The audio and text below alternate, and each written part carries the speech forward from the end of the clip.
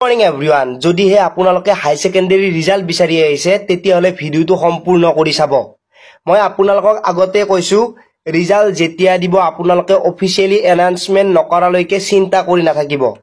কাৰণ কি বৰ্তমান যেটো সমাজত আপোনালোকে চলি আছে কিবা এটা আহাৰ আগতে fake video fake notification fake website দেখা পাবই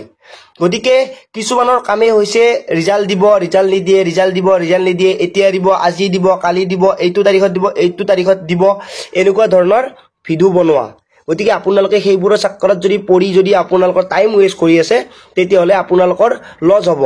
আপোনালোকক মই বাৰে বাৰে কৈছো যদি ৰিজাল্ট দিয়ে তেতিয়াহলে শিক্ষা মন্ত্ৰীৰ যেটো অফিচিয়াল সোশ্যাল মিডিয়া হ্যান্ডেল আছে তেওঁ নিশ্চয় জনাই দিব আৰু সেইটো নজনালৈকে আপোনালোকে ৰিজাল্টৰ বাবে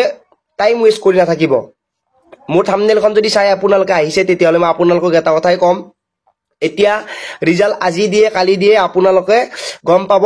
বৰ্তমান সময়লৈকে কোনো ধৰণৰ অফিচিয়ালি এনাউন্সমেন্ট হোৱা নাই কিন্তু 10 তাৰিখৰ ভিতৰত আপোনালোকৰ ৰিজাল্ট ঘোষণা কৰাৰ সম্ভাৱনা আছে আৰু ৰিজাল্টটো আপোনালোকে অফিচিয়াল ওয়েবসাইটতে চেক কৰিব পাৰিব আৰু ৰিজাল্ট আহিলে মই আপোনালোকক নিশ্চয় আপডেট দি দিম আৰু ৰিজাল্টৰ কাৰণে আপোনালোকে টাইম ওয়েষ্ট কৰি নাথাকিব আজি দিব কালি দিব গতিকে ভিডিওটো এই কাৰণে বনাইছো যেতিয়ালৈকে অফিচিয়ালি এনাউন্সমেন্ট নহয় বা আপোনালোকে অফিচিয়ালি গম নাপায় তেতিয়ালৈকে আপোনালোকে ৰিজাল্টৰ বাবে টাইম ওয়েষ্ট কৰি থাকি আপোনাৰ সেই মূল্যবান সময়খিনি নষ্ট নকৰিব ভিডিওটো সকলোকে শেয়াৰ কৰি দিব নাপাহৰিব আজিলৈ মানে পুনৰ লগ পোৱাৰ আশাৰে মই জিতুমণি জয় আই অসম।